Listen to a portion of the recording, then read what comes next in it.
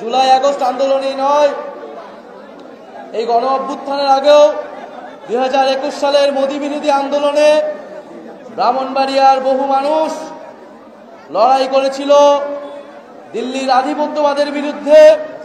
আমাদের অনেক ভাইয়েরা সে সময় শহীদ হয়েছিলেন। আমরা ব্রাহ্মণবাড়িয়ার সকল শহীদের রুহের মাগফিরাত কামনা করি।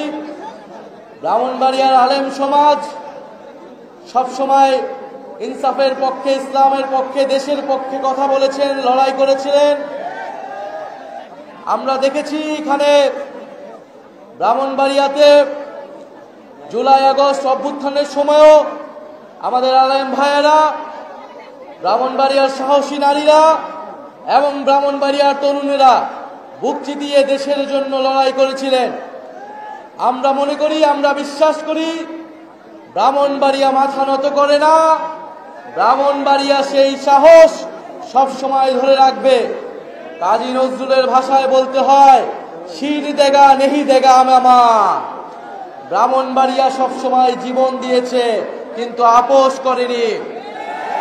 প্রিয় ব্রাহ্মণবাড়িয়াবাসী, আমরা জানি ব্রাহ্মণবাড়িয়া বহু অনেক কিছুর জন্যই বিখ্যাত হয়ে রয়েছে। ব্রাহ্মণবাড়িয়া সংস্কৃতির জন্য বিখ্যাত, ইসলামের পুণ্যভূমি হিসেবে পরিচিত। আমরা জানি উস্তাদ আলাউদ্দিন খাঁর ব্রাহ্মণবাড়িয়া, কবি আল মাহমুদের ব্রাহ্মণবাড়িয়া, তিতাস নদীর ব্রাহ্মণবাড়িয়া। আমরা জানি এই তিতাস গ্যাস ঢাকা, ময়মনসিংহ সহ বাংলাদেশের বৃহত্তর জনগোষ্ঠীর গ্যাসের চাহিদা পূরণ করলেও ব্রাহ্মণবাড়িয়ার মানুষ গ্যাস থেকে বঞ্চিত রয়েছে। আমরা সেই উন্নয়নের রাষ্ট্র চাই না যেখানে নিজের জনগণ, নিজের এলাকার মানুষ উন্নয়ন থেকে বঞ্চিত হয় এবং শুধু কেন্দ্র সেই উন্নয়ন পায়। আমরা মনে করি উন্নয়ন মানে শুধু ঢাকার উন্নয়ন নয়, বাংলাদেশের প্রত্যেকটি জেলায় উন্নয়নের সুষম বন্টন হতে হবে। ব্রাহ্মণবাড়িয়া ফ্যাসিবাদের বিরুদ্ধে, আওয়ামী লীগের বিরুদ্ধে সবসময় লড়াই করেছিল বলে উন্নয়ন থেকে বঞ্চিত করে রাখা হয়েছিল। আওয়ামী লীগের রক্তচক্ষুকে চক্ষুশূলে পরিণত হয়েছিল এই ব্রাহ্মণবাড়িয়া। কেন ব্রাহ্মণবাড়িয়া থেকে বারবার আন্দোলন তৈরি হয়? ফলে ব্রাহ্মণবাড়িয়ার রাস্তাঘাট, শিক্ষা, স্বাস্থ্য থেকে সবকিছুর উন্নয়ন থেকে ব্রাহ্মণবাড়িয়াকে বঞ্চিত করে রাখা হয়েছিল।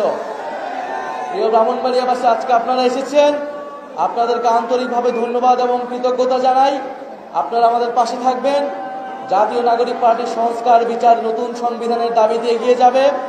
যে সকল রাজনৈতিক দল নিজেদের দলীয় অবস্থান থেকে সরে এসে সংস্কারের ঐক্যমতের পক্ষে কাজ করছেন, সে সকল রাজনৈতিক দলকে ধন্যবাদ জানাচ্ছি।